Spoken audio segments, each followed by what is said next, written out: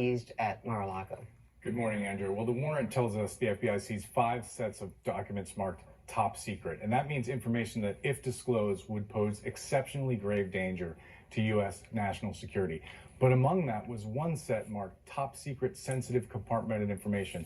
And as you know, Andrea, from covering the intelligence community for a long time, that means information that's so secret only a small group of people inside the U.S. government can see it, those who have a need to know. We're talking about things like CIA, names of CIA sources in Moscow, or images from the most advanced spy satellites. This information was so sensitive that the FBI agents who took it out of Mar-a-Lago would have had to take it to a special facility. We're talking about the most protected secrets in the U.S. government. You have to even read them in a vault. So what about the urgency? The former president said he cooperated.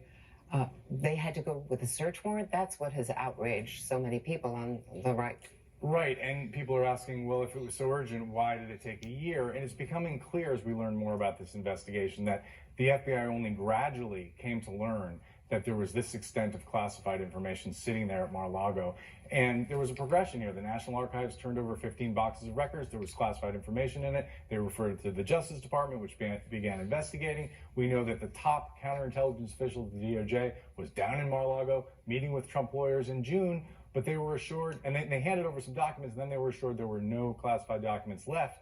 And then the Justice Department came to learn that may not be true, which seems to have led them to seek a search warrant. We understand that we confirm that they had an informant. So does it even matter if these documents were classified, because the 3 potential crimes that were listed in the search warrant don't require the documents to be classified? Exactly. That's getting lost here amid this debate about Trump's defense that he can declassify anything.